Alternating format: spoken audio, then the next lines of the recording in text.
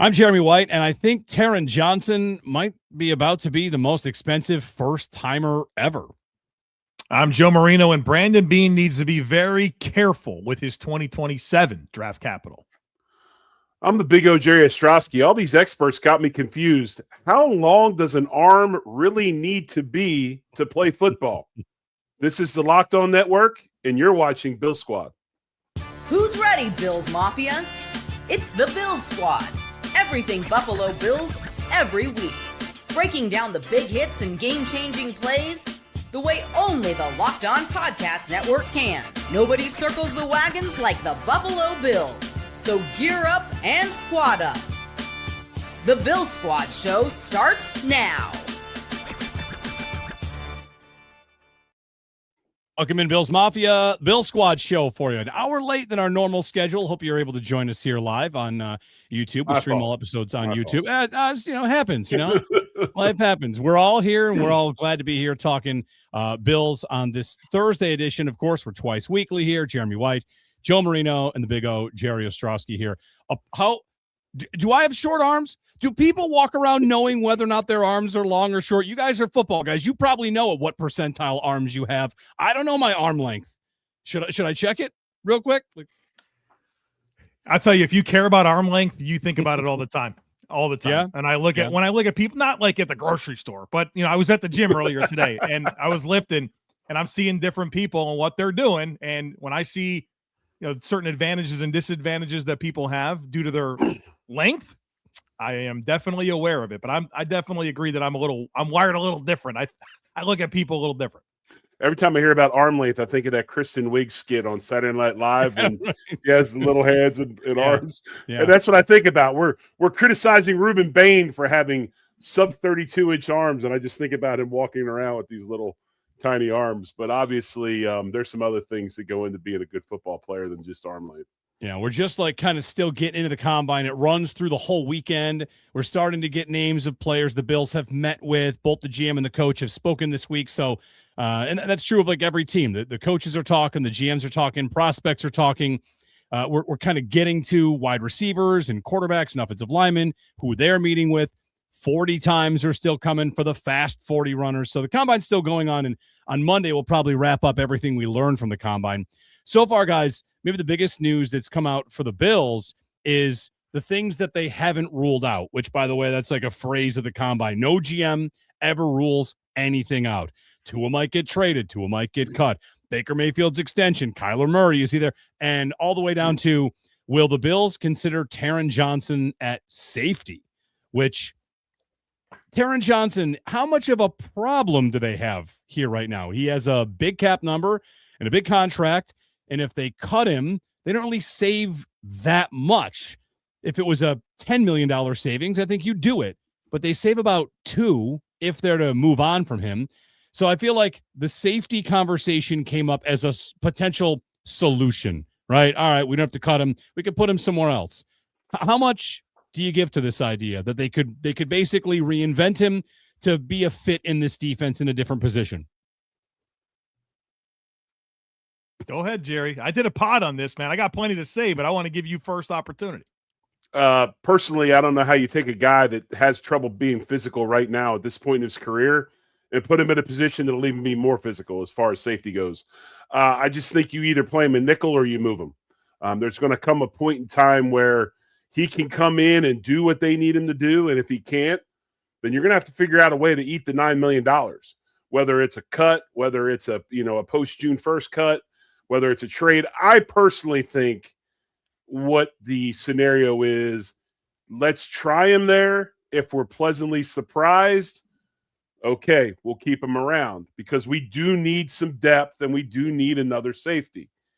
If he's not, if he doesn't have the makings of playing safety, well, we've tried up to June 1st and then we release him and we get the break of the June 1st release. So that's the way I look at it. But me personally, I've told you guys this before. There's a point in time in every player's career when the body just does not want to do it anymore. And that's what I see out of Taron Johnson. Mentally, he's still there. I just think his body's beat up.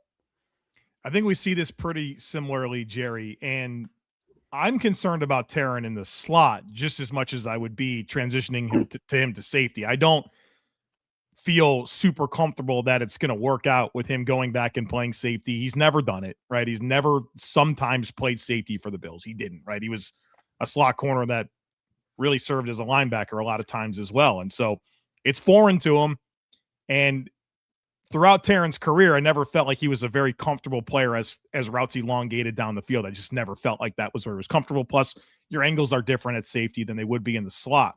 But the most interesting part of what Brandon Beane said about this was he's a good football player, and so you never want to rule anything out. If you think that's the best position for him after a couple of weeks with Jim.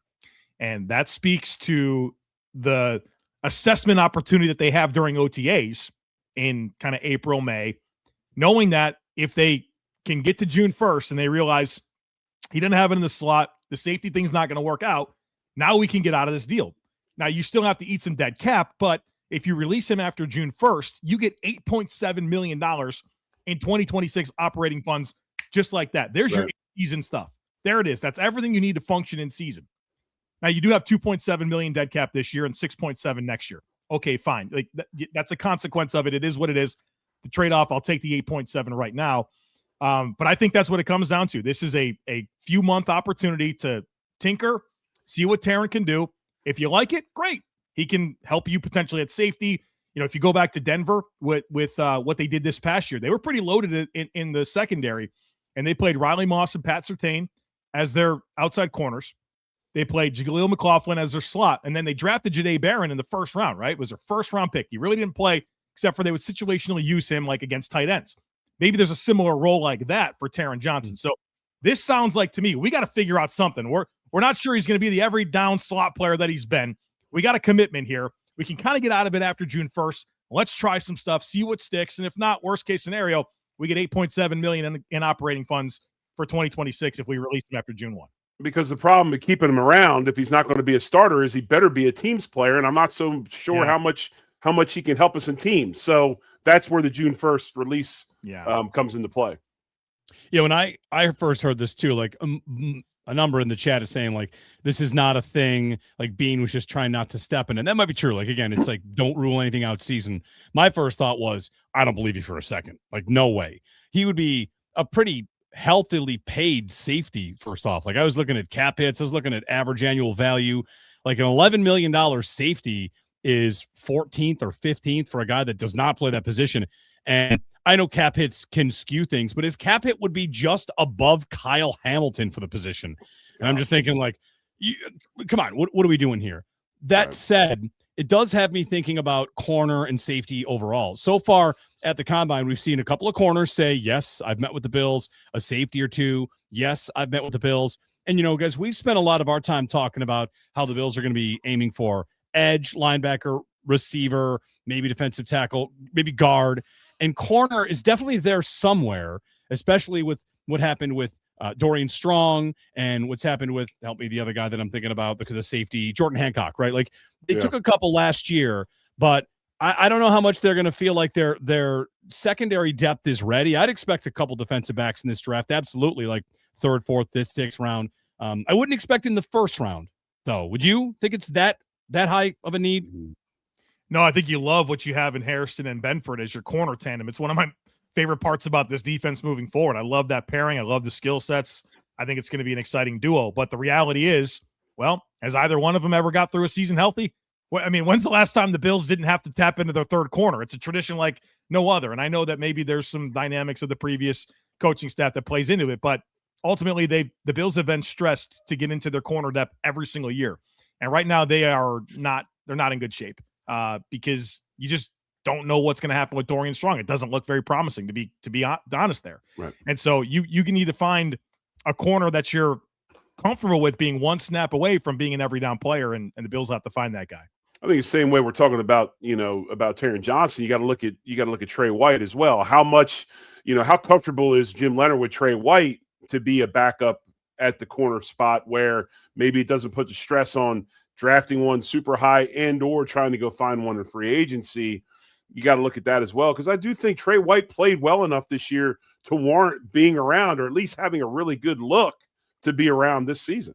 they'd have to re-sign him. So that's the interesting thing about him. It's an expiring contract. They're going to bring back Trey White when that was like the kind of the poster child of Sean McDermott, right? Like his first draft pick when he was calling the shots and, the kind of the quick glow up. It was kind of a McDermott thing. I'm not against the idea of Trey White coming back, but to your point about Taron Johnson, if he's your third corner, he's got to play teams. You think Trey White's running down the field on the kickoff you're right. team? That's it ain't happening, You're right. Yeah, that's very true. That's what's challenging. Yeah, good call. The other topic, anytime a former Bill becomes available, we're going to talk about it. Like, listen, if you watch us and you think this idea is ridiculous, there are some that we might also think are ridiculous, but hey, like everybody's got ideas. Tremaine Edmonds has been given permission to seek a trade from the Chicago Bears. He's entering the final year of a deal, carries a big cap number. Maybe he just gets outright released and is available for free. But going back in time, like the defensive switch obviously changes things. If they were still with Sean McDermott, maybe we think that Tremaine Edmonds could be an idea to come back. For this defense, let's start there. For this defense, is the type of linebacker that Tremaine Edmonds is a kind of linebacker they might be looking for? Well, Jeremy, you have to start every Tremaine Edmonds conversation by acknowledging that he's still only 22 years old. He's still, I think he's only 22. So now that we got those formalities out of the way, I think Tremaine Edmonds is a fit. I wouldn't call him a slam dunk fit, and I'm excited to hear from Jerry because I don't think we see totally eye to eye on Tremaine Edmonds. No. Let me add some context here because on Edmonds, he left. If we go back in time, whether it's a Beane pick or a McDermott pick, like we've kind of gone through that on everybody, right? They traded up for Edmonds in the Allen draft. They kept that extra first round pick. They wanted to keep that pick, and then they move up for Edmonds. That was how much they valued him. And then throughout the entire process that he was here, they valued him a lot. He was super important, Joe. I feel like I can remember you talking about the way they talk about him, right? The way they talked about his work ethic and this and that. Maybe he wasn't a perfect player, but when he left, they did want him back. He hit the market, and the market just absolutely blew him out of the water. Like it was never going to be possible. And then if you think about the post Tremaine Edmonds, wasn't that a little bit seat of the pants? Like maybe it's Tyrell Dodson, maybe it's Terrell Bernard. We kind of don't know, and they found their way to Bernard. So I feel like I just want to paint that picture in the background when talking about how the GM might still look at him as a talent. So Jerry, what do you think? He's not perfect. Could the GM still be enamored with this guy? It could be, but I look at Edmonds as the new wave. He was the new wave linebacker. He was the off-ball will linebacker that was moved to Mike because of his ability. With the fact we're eliminating players from the box to play the spread. You got a guy that can run sideline to sideline and also play deep middle in covered situations. He's not a downhill linebacker to me. He's not a C gap, get through it, blow it up behind the line of scrimmage. I think he's a chase down guy. If you bring him in and say, okay, you're going to play will, you're going to play off ball, and you're going to see it and run it down like we have in Dorian Williams already, I'm okay. That's what he does, or even maybe play Sam. But I don't think he's this dynamic shoot gaps, make tackle for loss guy.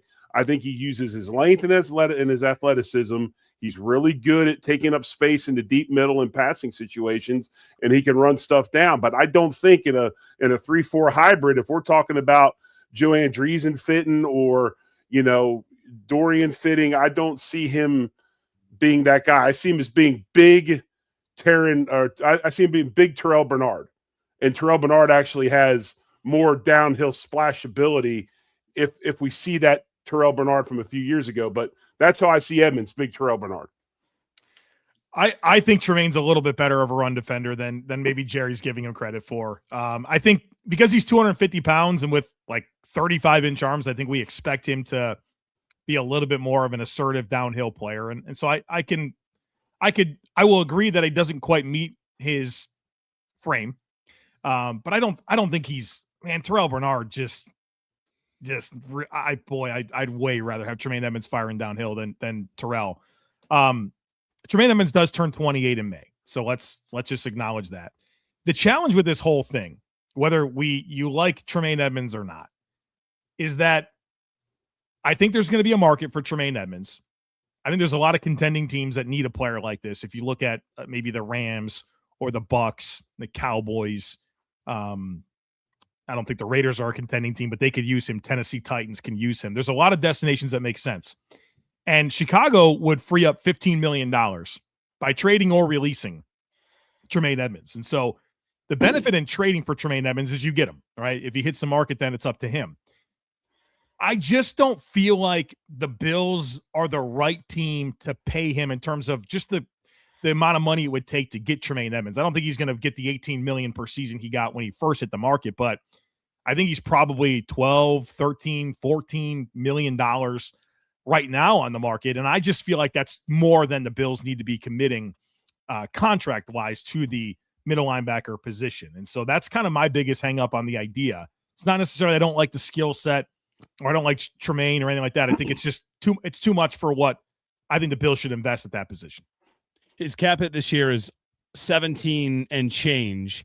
And if you're doing that, you're like you're talking about here, Joe, you're extending, restructure. You're definitely extending, I think, because any restructure in the final year, you're adding whatever. So if you want to do that, you're making a little bit of a commitment. The second part of this conversation, maybe they're not absolutely directly tied in, but do the Bills have a Bernard problem in the same way they have a Taron Johnson problem right now?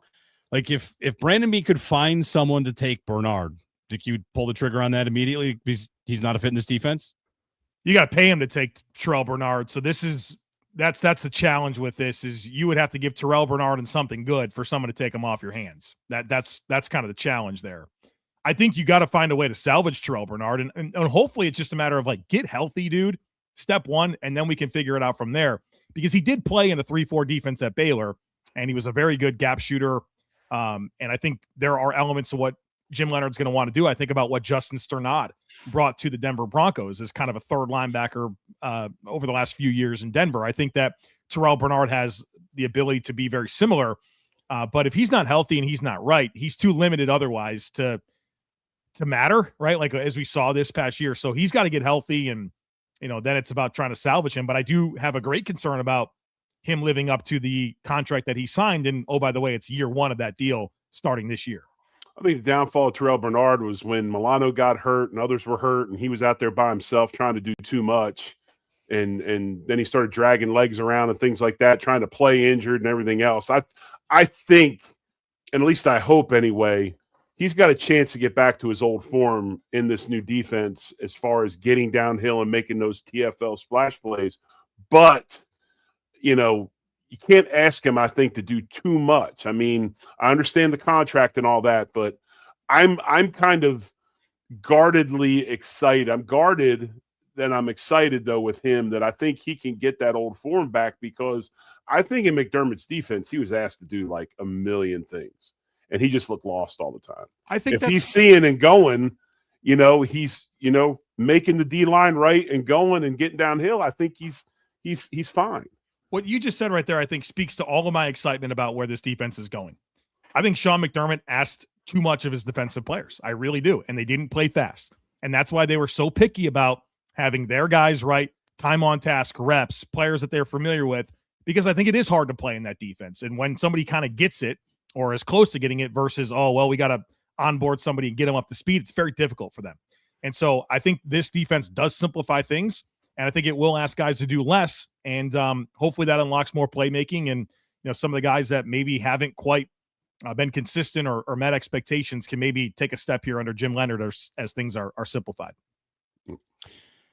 Bill Squad show here talking defense, of course. Tremaine Edmonds, Taron Johnson. There's just ideas here. The Bills meeting with a number of defensive prospects at the Indianapolis Combine as well. When we return, I want to switch things to the offense. I've seen a suggested trade price for A.J. Brown from some Philly insiders. Also in Pittsburgh, they're reporting that the Steelers are pursuing Brian Thomas Jr., and that they did at the deadline as well, which kind of throws some logs on the fire that the Bills might be in that market as well. We'll tackle those two conversations and also get your comments here on the Bill Squad show.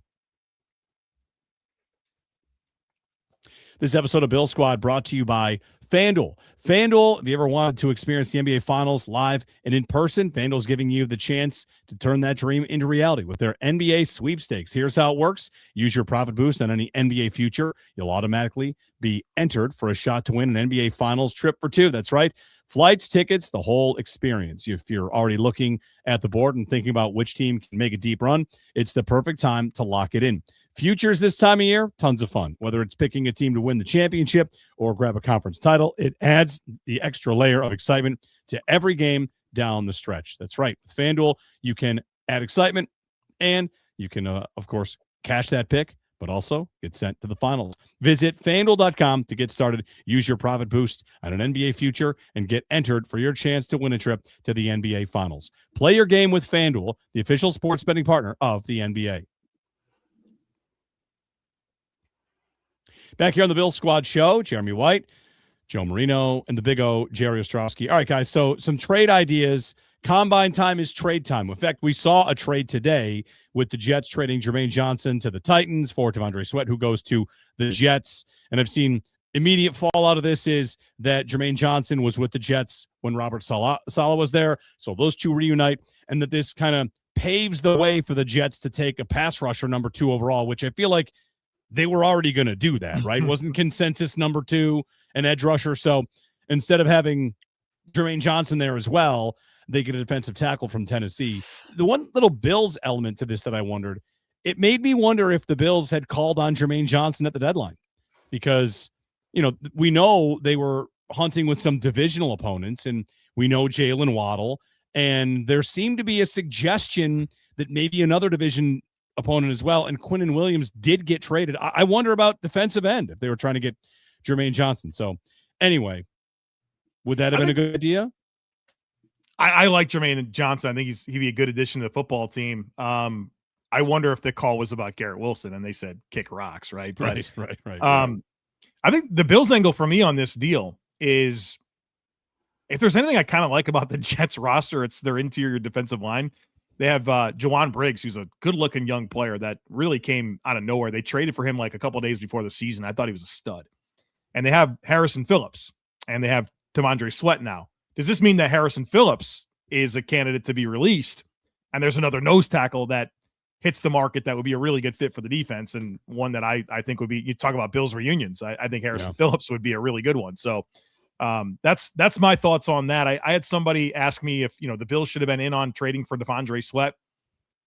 I mean, he definitely would fit the nose tackle need that the Bills have, but there's a lot of questions about T'Vondre Sweat. A lot of questions. I mean, this guy got a DWI 3 weeks before the draft in 2024. And, there's a lot of reports that I believe out of Texas about just who he is as a teammate, what Byron Murphy has said about him. The Titans couldn't wait to get rid of him. And I think there's a package that exists with T'Vondre Sweat. You can get really excited about how big he is and how good he is at defending the run. But there's a lot more to it. And I don't find myself upset that the Bills didn't explore this one or get a trade done for T'Vondre Sweat. I agree. I mean, that's right in line with the franchise. You're not going to bring those types of problems in, but I also think there's a lot of nose tackles out there. Yes. Harrison Phillips would be fine, but there's a lot of guys that can play the run that can't rush the passer, right? That are probably a lot cheaper. So yes. I would say, and I think it's imperative though that they do this. They need that big body. If you want to free up Ed, you got to get that bigger body in there to let Ed get freed up, and they're going to have to find somebody because they don't. It's not. Believe me, guys. I want to say this again, so please hear me when I say this. Just because he's 6'7", 355 pounds, does not mean that Deion Walker is a run-stopping nose guard. He is a lateral player that uses length more than he uses his size. I'm not knocking him. I'm just saying that's not his gig. That's why we need to get that type of player in here, because you see that repeatedly. Just because he's big doesn't mean he's a run-stopping nose. That's probably the worst thing he does. Good news. A couple hours ago on this here podcast feed, I did a podcast that covers nose tackle options for the Bills in free agency. Wow. And I covered several of them that were all projected to be less than $5 million a season. So there's some good candidates out there that would make some sense for the Bills. Who's your favorite? Oh, man. I like them all. So the guys I talked about, DJ Reader from the Lions. I talked about Crisis Tonga from the Patriots. Roy Lopez also from the Lions. And one other player whose name is completely escaping me right now. DJ Reader, he's been around, right? He's bounced around a couple different teams. He's in Cincinnati at one point. Where's he been? He started off in Houston, then he went to Cincinnati, and then he spent the last couple of years with Detroit. 32 years old. He gives you some pass rush juice. He'll be probably the most expensive of the nose tackles that I just went through. Greg Gaines is the other one that I mentioned out of from the Bucs. Can we get a Tongan or a Samoan or something to play nose? I just Crisis Tonga, baby. What I'm saying. That's Let's what go. I want. That's Did what you I hear want. Connor McGovern talk about blocking Tonga? He says the toughest guy he had to block this year, man. I'll be the first one to get that jersey, dude. That's all I asked for. That's if I get that. Guy's going to sign a 1-year, $3 million deal. Jerry's going to get the autographed jersey custom. You know, I'm sure there's somebody in BYU or somewhere we can draft. I just need one. I just need one Tongan, one Samoan. I'll be happy. On some that's free agents, on some trade chatter at the Combine, Brian Thomas Jr. and Andrew Filipponi in Pittsburgh reporting, his sources telling him the Steelers are talking to the Jags about Brian Thomas Jr.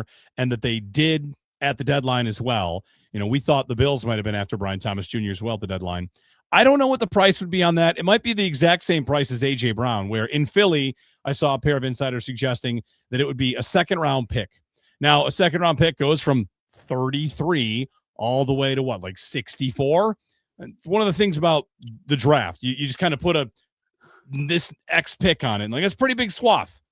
Real quick, though. Real quick. Go I'm sorry. I would definitely trade me for A.J. Brown.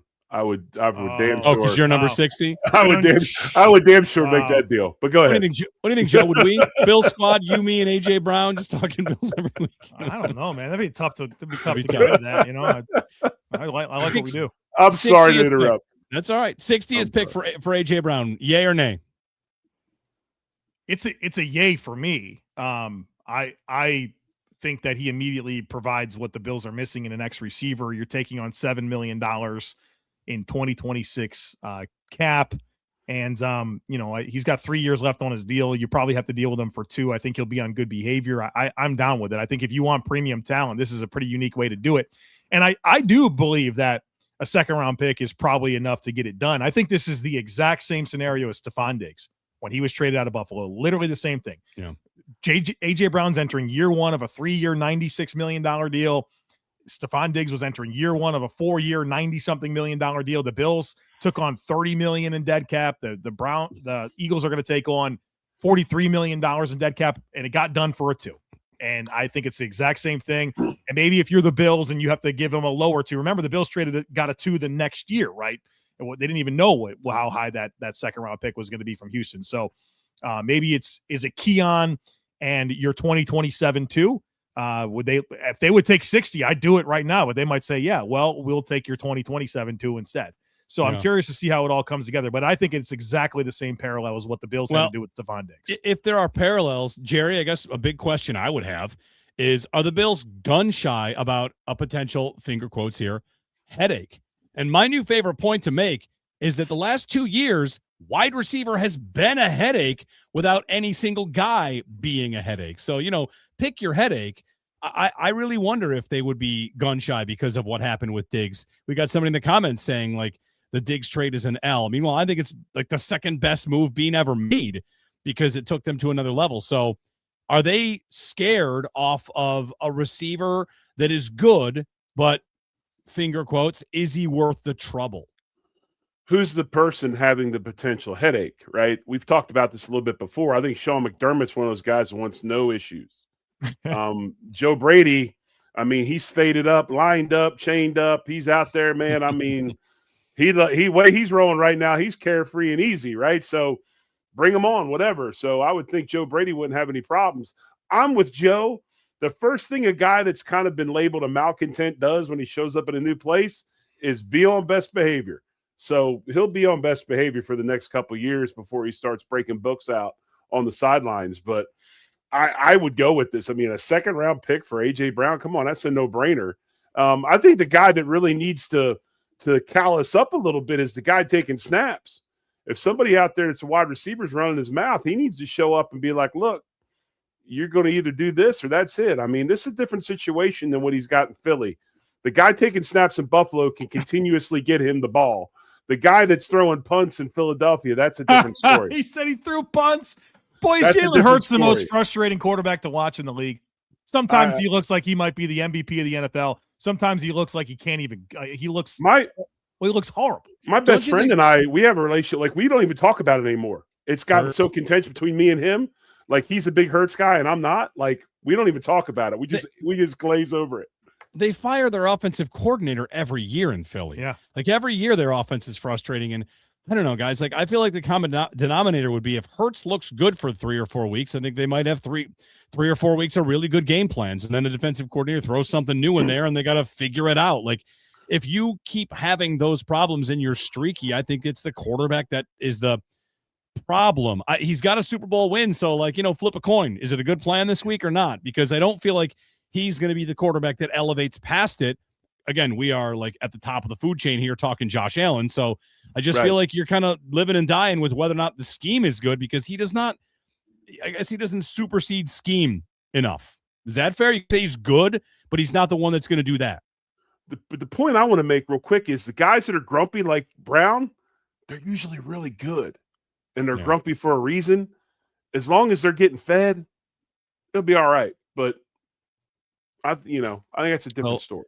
You mentioned Joe Brady's now the guy in charge dealing with a headache. He did say this week, I don't think on his wide receiver room, I don't think they played to the point I'm getting a lot of the questions about. He gets asked about receiver a lot, and he's defending his room. Coach going to defend his players. But he said, I don't think they played down to the level where I'm getting all the questions. And he also echoed Brandon Beane's one of his go-to lines about how when you're paying the quarterback a lot of money. And I know all three of us, and I feel like the entire Mafia now is done hearing that talking point. I want to take it one step further with Brady. Hearing him say that was disappointing because one thing Joe Brady, in time, he'll get there, guys. He's got to, at some point, be his own guy. Like, we have to see, I know alignment is huge. We want alignment. Okay, great. I got to see you be your own man at some point. And when he said that, I thought, like, man, that is just straight from the GM's mouth. And I saw all the comments underneath. It was John Scott, Spectrum News, who posted that clip. All the comments underneath were, oh, okay, Beane's pulling the strings. Brady's the puppet. He's just saying whatever the GM wants. Like, Brady's got to shed that. And as soon as he does, I don't know what he's going to do to shed it. But, man, be your own guy. And to say the exact same thing, the exact same talking point that I think is a bad one was troubling. I didn't like it at all from the coach. No, I thought it was horrible, and he'll learn soon enough not to be a soundbite. And right now, he's continuing to be a soundbite. But again, this goes back to when he made the comment about the best thing that ever happened to Keon Coleman is I'm his head coach. Situational maturity, right? You got to have that situational maturity. I talk about a player with situational awareness, same kind of thing. In his case, situational maturity. He's got to learn what to say and not to say. And you're right. I mean, at some point, be your own man. And also, I'm the OC before. Now I'm the head coach. Like, I can't be calling my quarterback out for making too much money. And basically, before we even go to OTA, saying, well, you're going to get what you get because you take too much money. Josh already takes less than he should. You should probably be the highest paid player in the league. But, it's something he's going to have to learn to don't say those things, man, because they're going to take him from. He's learning. He's learning on the job, right? This is rookie head coach. He's going to take his lumps, right? And I don't know if he realizes it or not, but it's definitely perceived pretty poorly. And I think Jerry makes a good point about at what point is Josh Allen like, yo, guys, like, how many times are you going to say this? It's kind of ridiculous. As I've said before, the least of the Bills' problems is how much they pay Josh Allen because none of it matters without him, not a single thing. So it's a privilege to pay Josh Allen and figure it out. You got the number one thing in the whole world figured out. You're going to be okay. And I would like to see that talking point disappear pretty quickly here. They're lucky he's a harmonious guy because some of the dudes I played with in the past, the first thing they'd have done is called up and been like asking the agent, like, hey, you might want to remind them what I'm really worth. Go ahead and give them a call and tell them I'm not going to be around for a couple weeks and see how that goes over. They're lucky that he's the way he is because if he wasn't, it probably wouldn't be nice. Bill Squad Show, talking trade ideas, combine, all that good stuff. Of the two ideas, let's call it the same price. A.J. Brown or Brian Thomas Jr. for the 60th pick. I mean, Brown, of course, has been more accomplished. Brian Thomas Jr. comes in really cheap on the cap for 2 years. I don't know if the 60th pick would do it. You get 2 years of a rookie deal and the fifth-year option. What's the better of the two ideas? I'd go Brian Thomas Jr. I think A.J. Brown's a better player that would help the Bills more right now, but I want the guy that turns 24 in October that's cheaper. more control. I think he probably gives you more verticality than AJ Brown. So I would lean towards Brian Thomas Jr. for sure. And the other thing is this, and I can't remember where I heard this, but I agree with it. Guys like AJ Brown, Dez Bryant, those bigger receivers, there's no gradual ending. When it's done, it's done. Yeah. And I think you have that situation with AJ Brown. Really, how long are you really going to get those optimum years out of him? Yeah. Well, that'll lead us into what we're going to get to next. A lot of ideas out there, and sometimes we have to talk ourselves into one. This is the time of year. You're going to have a draft pick, you don't like it. You're going to have a trade, you don't like it, but you'll talk yourself into it. We're going to get you a couple of those, each of us with something. If it happened, I'll have to talk myself into blank. It's coming up next here on the Bill Squad Show. This episode of Bill Squad brought to you by Indeed. Workplace chaos, deadlines stacking up, inbox overflowing, and the one position you have to fill still sitting open when the pressure's on and you need the right hire. This is a job for sponsored jobs. Indeed Sponsored Jobs helps you reach the people who actually fit while you're looking for skills, experience, locations. So you're not just hoping the right candidate stumbles across your post. And here's a stat that says it all. In the minute I've been talking to you, companies like yours made 27 hires on Indeed, according to Indeed data worldwide. If you're hiring, spend less time searching and more time interviewing candidates who check all your boxes with Indeed Sponsored Jobs. Spend less time searching, more time actually interviewing candidates who check all your boxes. Less stress, less time, more results. When you need the right person to cut through the chaos, this is a job for Indeed Sponsored Jobs. And listeners of this show get a $75 sponsored job credit to help get your job the premium status it deserves at Indeed.com/podcast. Go to Indeed.com/podcast right now and support our show by saying you heard about Indeed on this podcast. Indeed.com/podcast. Terms and conditions apply. Need to hire? This is a job for Indeed Sponsored Jobs. We're back on the Bill Squad Show, preemptively talking about something we'll have to be talked into.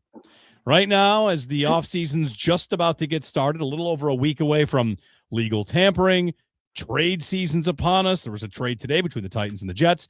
Any position, guys, I'll have to talk myself into blank.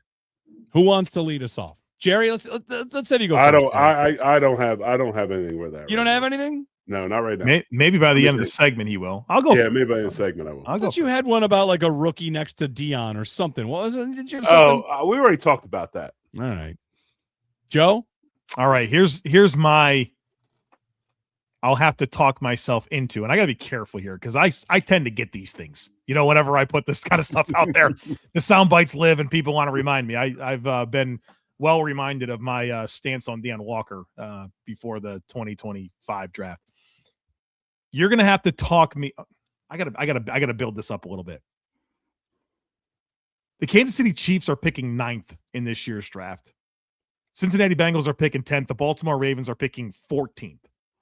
You're going to have to talk me into the Bills trading meaningful 2027 draft capital. We've been hearing all about how good this class is next year. Premium, top-of-the-line talent, which only means that other good players get pushed down the board. But I am optimistic about the Bills. I'm excited. I'm intrigued. There's a part of me that fully recognizes that this could be a horrible season. Yeah, rookie head coach, a new defensive coordinator, a lot of transition, more needs than I can ever remember. A team that's in your division just went to the Super Bowl. There's some up-and-coming teams in the conference. You are lying to yourself if you don't think there's a chance that this could be a bad season for the Bills. I'm not predicting it. I'm not expecting it. But I'm also not going to give away my high pick in 2027 under the assumption that we're just going to be the same caliber team we've always been. So I'm not predicting that the Bills are, going to crash and burn this year. But between being aware of other AFC powerhouses picking in the top half of the first round, the transitions happening in Buffalo, I would be very nervous about giving up my 2027 first round pick. Charlie immediately writes in the chat, Beane sending 27 picks confirmed. Since, like I hope it's pick 32, Listen, if you speak these things into existence, I'll go online right now and print out my Carnell Tate jersey receipt, make sure this happens. You don't want to get rid of the safety net, right? Because good teams have bad years. And Atlanta, when they trade that future first. I mean, that's Atlanta. It's a little different. Maybe they shouldn't have been so bold, but that's what do the Rams pick? Is it 12th? It's they 13. And if 13. Cousins doesn't come in and win, a bunch of games at the end, they won 4 in a row to close out the year. That might have been a top 8, top 7 pick. Right. Fair. All right. I'll give you mine. I'll have to talk I do have you got one. Okay. You do yours first. I'll do mine. I'll have to talk myself into DJ Moore as an idea. DJ Moore is expensive on the contract, and I will be afraid. I feel like it's a little different than A.J. Brown. DJ Moore, to me, is he was about to be toast, and then Ben Johnson goes in, and everybody works in a Ben Johnson offense. And what is DJ Moore immediately 1 year after like Adunze and Burton? He's expendable now. Expendable. And I worry about that. Like if the Eagles trade A.J. Brown, they're doing it without a guy to replace him. He's not expendable. They would be making a decision like cap. And DJ Moore, I feel like the Bears were like, we're good to go. We're set. His age, his contract, and I was looking into his profile from Matt Harmon at Reception Perception, who I trust as much as anybody, like tracking receivers. You got profiles over the years, how often they beat man, how often they beat zone. Like Moore, I saw a graph today. I saw a chart today. He gets separation, but I don't know. He's never been a truly great route runner. Harmon wrote that about him, about Moore, just the idea that he's never been a pristine or top-level separator overall. And I know he's probably an upgrade, but of all the ideas that are out there, like I feel like I'm dreaming big-ish. I know Mike Evans comes with injury concerns. I know A.J. Brown comes with headache concerns. Brian Thomas Jr., Garrett Wilson, Chris Olave. Like I just have this level where I'm really optimistic, and I would fear that DJ Moore would be the next Amari Cooper, would be the next, hey, this guy's got juice, and he comes here, he's still got juice, and it will just fall a little flatter, right? Today I saw a Mike Vrabel quote about a search, how you get a number one wide receiver. How do you do it? And he said, you're not going to find them in free agency. You have to try and recruit them in the draft. You have to develop them. I got Beane at the combine talking about if I pay a receiver $25 million, I got to make sacrifices. And like the problem the Bills have is that they're not young. They're not diverse at the skill sets at that position. And if Moore came here, like I said, I'll talk myself into it, but I would have to talk myself into it. I'd have to see it. I'd have to see it working. I just would have concerns about it, real big concerns about it. He's owed pretty big money. His contract, his cap hit is $28.5 million for the next 4 years. And like he is locked in until age 32. It's an unhealthy contract to take on. You'd have to talk me into it. I'd be a little afraid. I think you're going to be safe here because I just don't think it's the type of contract more than anything that the Bills can take on. Right. I think you make a lot of good points about DJ Moore. He's never been, he's not Antonio Brown running routes, but he's like a really good yak, really good body control, really good ball skills type player. And he has some explosiveness to him, but is he not what they hope Keon would be? Kind of like strong, powerful after the catch. He runs a lot of, he's not all that effective in the intermediate area. And like, I feel like that's what we're trying to see the Bills get some of. So like, yeah, I'd be nervous about it. They'd have to have $24.5 million in available cap space to take him to just get the contract on the books. Yeah. I think you're going to be okay here. He would definitely be lower on my list of like receivers I would want to trade for. I will admit that I've always kind of been a DJ Moore fan. I loved him in college at Maryland. He was kind of like quarterback proof. They went through like 3 or 4 quarterbacks his last year. He was the only Big Ten receiver with 1,000 yards and like goes to Carolina and they're switching out quarterbacks like crazy. Still pretty productive. I've always like admired him for that, but I think it's fair to say that he might not be the right receiver at the right time for the Bills. Jerry, you've got yours? Yeah, we've been blessed in Buffalo with a very, very good offensive line. Even at a year like this year where we maybe didn't have the protection we've had in the past, we still had the leading rusher in the NFL And now we're looking at an offensive line where we're potentially going to lose our starting center, our starting left guard. We've lost our offensive line coach. It's going to really be hard for me to talk myself into thinking this offensive line will be as good as it's been without Aaron Kromer, without Connor McGovern, and without David Edwards. I really think that this thing, and I know Pat Meyer is very established, and Pat Meyer learned under Aaron Kromer, but then again, he's not Aaron Kromer. He does have the reputation of developing young talent, which he's done in Pittsburgh very well. Joe's talked about it.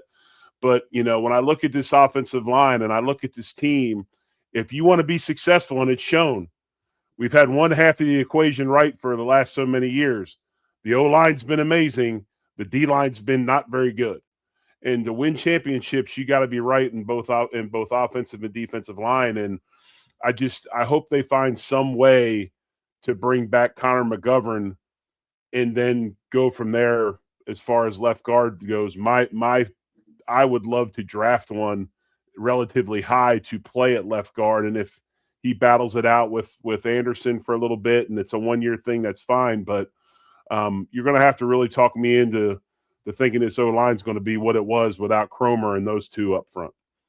You think that's just something we have to come to terms with? Like, it's my expectation that it's not going to be as good. And my hope is that the Bills can maybe better in other areas to make up for it. But I don't think you're getting Edwards and McGovern back. You do have the coaching transition. Like, you went from the best offensive line coach to, I don't know, probably a pretty good one, but he's not Aaron Kromer. And you're going through this transition without Kromer. So I think it is my expectation that the offensive line is going to take a step back. I just hope that there's other areas that the Bills improve to kind of offset that. Yeah, if we could get our pivot, if we could get McGovern back, I really believe I think I could be talked into being okay, because then I can absorb young talent at left guard. I would go draft one, because you don't know what's going to happen with Osiris Torrance next year. So you got to keep developing your own. If the draft pick doesn't pan out, Alec Anderson can play for a year at $2.5 million. That helps the team, right? Yeah. So there's got to be some of that, but hopefully we find a way to keep McGovern. But I'm not hopeful with the amount of money that I think is going to be out there. Got a couple folks in the chat asking kind of two different questions, and I'll just combine them into one. Where would you be most concerned? Like, who's affected the most if the line does dip? Does it dip? And this might be a tough question for you guys and for you, Jerry. Like, depends on who replaces them. But is James Cook and the run game to suffer, or is Allen in the pass game to suffer? I mean, he can escape, right? He can kind of cover those deficiencies. Is your running attack what you'd be more worried about altering a bit?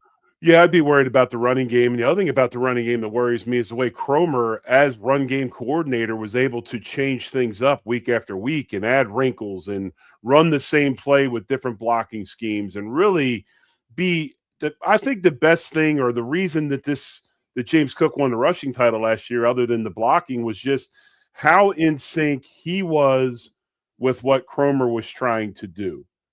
I think those two were really in sync, and Cook has that ability to understand where the creases and the soft spots are.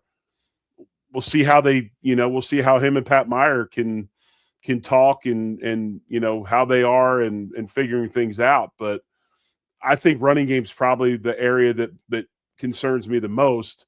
You got Josh can get out a lot of things, and you can change things up protection-wise to help him.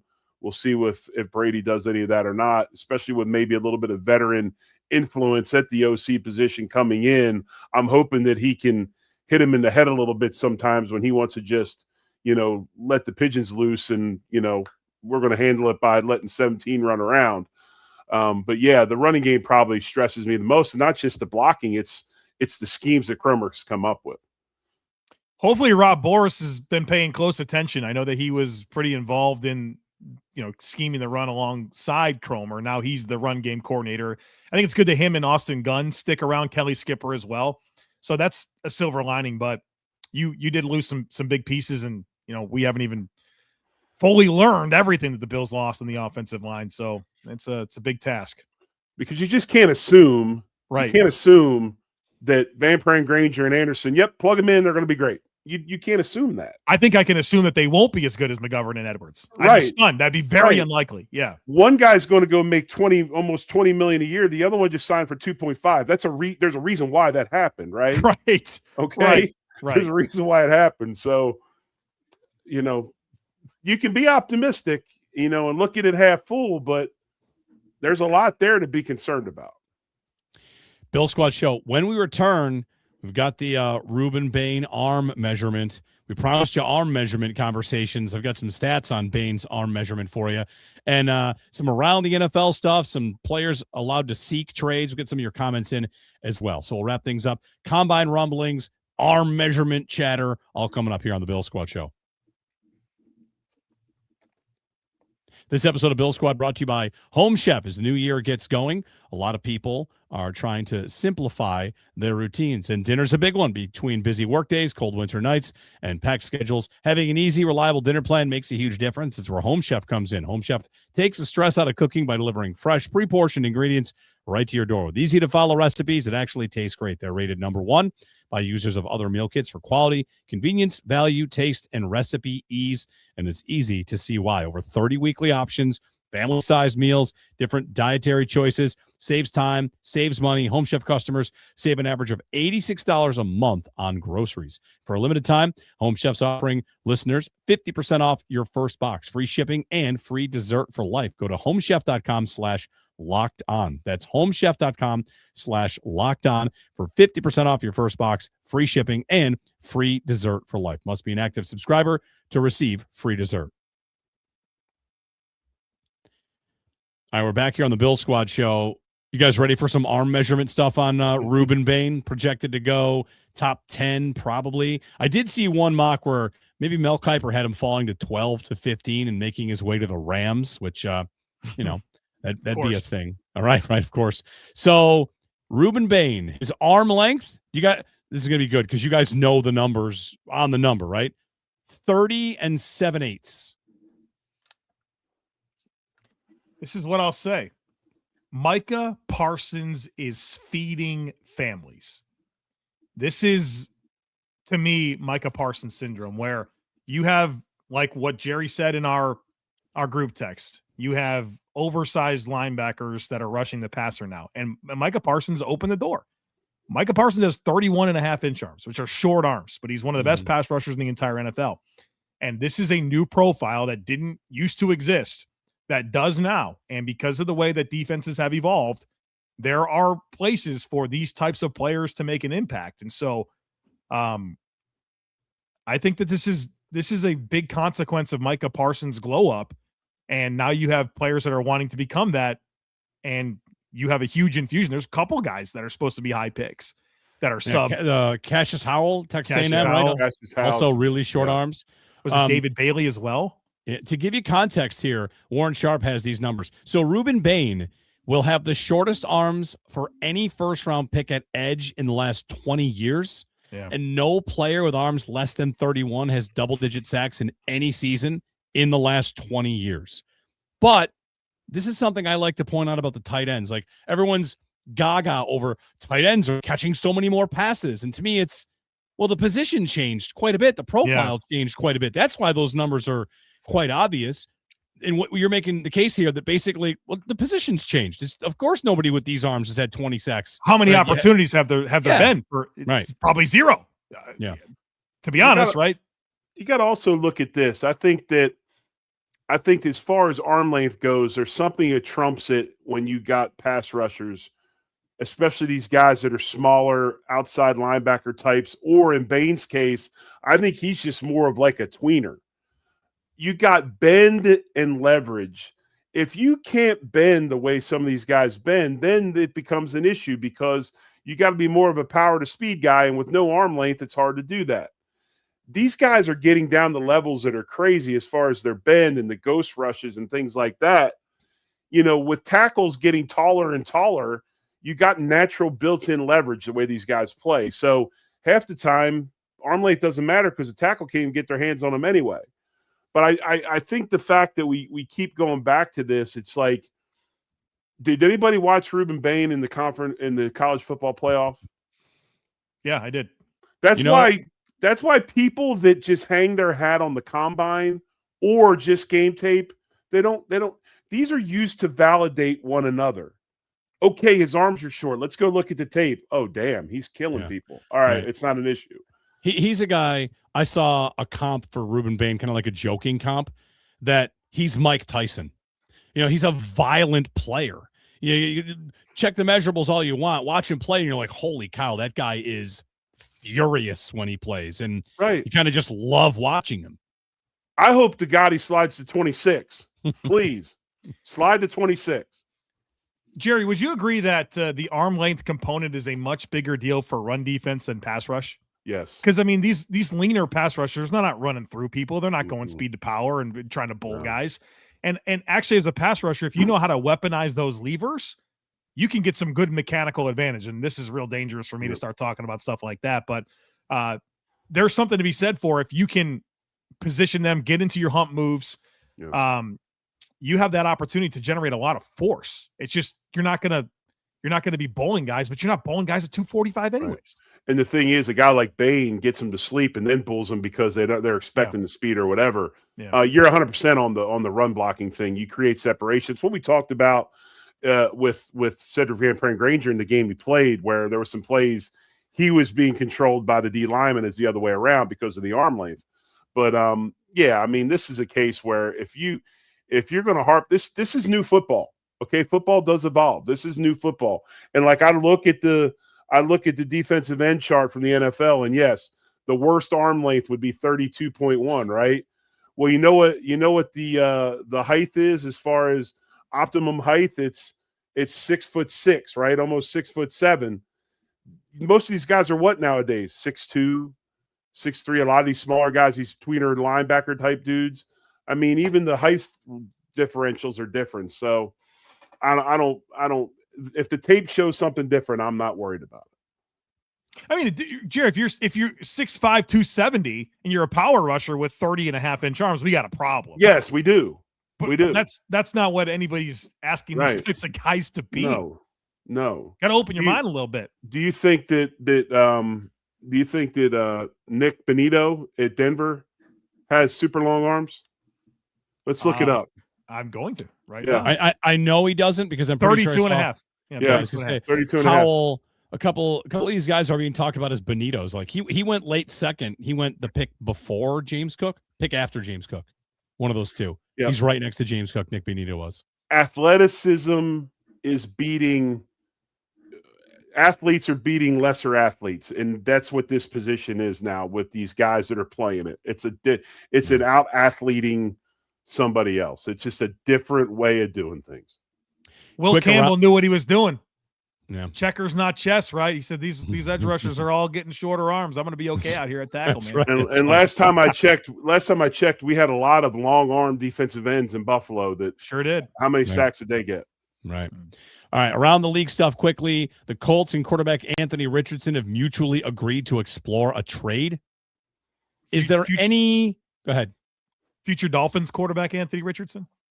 Maybe. Malik Willis? Future Minnesota Vikings. They can't afford Malik Willis. They cannot. No? Okay. Yeah, he's going to Arizona. For Malik Willis. You heard it here first. You like Malik Willis? Yeah, he was my QB1 coming out. Boy, people wanting to yell at me so much. People forget he was supposed to be a first rounder and then just slid all the way to the third. Like Joe, I'm calling you out on this one. Let's go. So you're going to go ahead and make a bold prediction that he's going to Arizona because the brother of the head coach of the Green Bay Packers is now the head coach of the Arizona Cardinals. Is that true? That's part of my reasoning. But this foregone, he ain't going to Miami. I know. Of course he would go to Arizona, right? Oh, yeah. But I mean, you got to think the Colts got to be involved there. The Browns have to be involved there. Colts got their quarterback, man. They got their guy. Who? Guy that's healing up, man. Yeah, they got to re-sign him. You got to re-sign him. Imagine paying Daniel Jones a market contract off of an Achilles and how he looked the last couple of games. It's not for me. You think Shane Steichen will say we can't sign anybody else because of what we paid Daniel Jones? Yeah, he should. We got to get rid of Michael Pittman. We can't bring back Braden Smith. Yeah, it's over for us. Yeah. You guys think there's any chance the Bills start to do things differently at backup quarterback than they have been? No. No, I passionately just don't think. No, I don't think that they want Josh Allen in a room with a rookie. I don't think they want it. I think they want every ounce of energy for that quarterback room going towards optimizing Josh Allen's performance. And that's why it's the same cast of characters. Shane Buechele is a big part of it for a very specific role, what he does. It's been Matt Barkley or Mitch Trubisky or Kyle Allen, like Josh Allen guys. I do not think they have any interest in putting a 22-year-old kid in there with Josh Allen. So I'll eat my words if I'm wrong. Yep. But I don't. I just don't think they're going to do it. It's a worthwhile conversation, but I don't think they're going to do it. Clint Kubiak is freaking out the fantasy football community, saying he thinks that Ashton Genty needs a wingman, needs a running mate. So the Raiders would be like a, Kenneth Walker, Zach Charbonnet scenario. So if you have Ashton Genty in fantasy, thoughts and prayers. His stock is going to drop for the next couple months until they maybe give him the ball a bunch anyway. But that's they have a gazillion dollars in cap space. So I was going to say they got a chance, man. If they can keep Max, they got a lot of money. I think they are going to keep Max. They have a lot of needs though. Like that is a bad roster. Yeah, but they're like 96 million under, I think. Yeah, but I'm not sure there's a certain position group on that team that I think is close to being good enough. We're doing a lot of I'm ready to be wrong on this. Tight ends. Yeah, you're exactly right. They're set at tight end, baby. Let's go. True. We're doing a lot of I'm ready to be wrong on this. Here's mine. I don't think I've taken Crosby off my watch list. I think they will not move him. So, it was a good idea and a fun idea, but I'm not really thinking about it much anymore. One last thing before we go. The Tampa airport has put out a statement. It's not a formal ban, but they have asked you to stop wearing pajamas to the airport. So, what is going on down there? Of course, Florida, right? Got it. All the weird stuff got to come out of Florida. I guess. What's wrong? I mean, you're supposed to fly comfortable. Isn't that the whole idea? Be comfortable when you fly. I can't wear what are pajamas other than clothes that you sleep in that are comfortable? I feel like it's a little dangerous to get into what people sleep in. But the only way it's pajamas is if it's a child and there's a pattern on it. If I just wear, a tracksuit, that's kind of pajamas. Right. If I just wear a set or something like that, am I wearing pajamas? Technically, wear what you want as long as it's appropriate. Yeah, I agree with that. All right, we're back Monday. We'll have 40 times. I'm going to look for, who do I want? Chris Brazzell to run. You got to run slow. Not too fast. I'm thinking about this. Here's the thing. If you run from a 4.3 to a 4.45, that's great. If you run under a 4.3, that's bad. That's too fast. Too fast. Too fast. Now you're not good. 4.45 to 4.5, 4.52. That's okay too. If you run a 4.6, that's when people say, so did Jerry Rice, or you had a bad day. This has been what they will say about 40 times after these guys run. Just definitely don't run too fast. 4.7 is Anquan Bolden, right? 4.7 is Anquan Bolden, yeah. So we're good. What if you run a fast 40 time, but you have short arms? Is that good or bad? That's a good question. You don't want to be a short arm receiver. That's bad.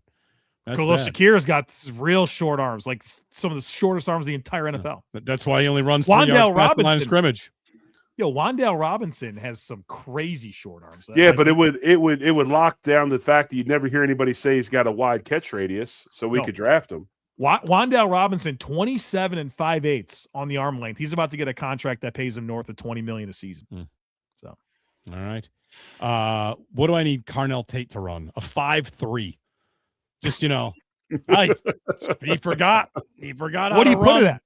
Let's call her. What do we? Carnell Tate's 40 time. I bet he runs like a 4.55 or 4. Yeah. I think he's going to be a 4.5 guy. He's not a burner. He just gets. He's not a burner. He's got that long stride though. Yep. I'll take under 4.55. Okay. I'll take under. But I would say he's not going 4.4 anywhere. If he goes 4.4 anything, he's going third overall. I think he could be a high 4.4. Yeah. All right. Yeah, those strides. He eats up some turf, man. He does. I don't think he's a 4.3 guy though. But today it was short arms, and on Monday it'll be who ran too fast. Brendan Thompson is going to run too fast. Do you think it could ever get to that point where an agent would say to a guy listen, you do not want to run the 4.26. You run as soon as the NFL learns that that's a problem. Right. That's true. They don't. True. They haven't. John Ross, Xavier Worthy. They will pick these guys. That's right. I just don't want one of these guys to run too fast, because then if I get excited about them, people are like, oh, what about those other guys that were fast and also not good? Anyway, Jeremy's getting ahead of his future battles. I love it. That's right. You got to. We just got inside his head right there at the end. You got Vulnerable moment. Everybody knows you're just arguing narratives and future narratives. That's all this all is. All right, guys. Can't wait to talk about the 40 times, the bench presses, the vertical leaps, all that good stuff. And on Monday, we'll be 1 week away from legal tampering. So free agency comes quick. That's so dumb. Legal tampering. All right. Yeah. I'm ready for your rant on Monday about legal tampering. Let's have it on Monday. We'll be back. Thanks for watching, writing in everything. Back Monday with a full show to wrap the combine and get you ready for the start of free agency. Until then, go Bills. Go Bills. Much love. Go Bills.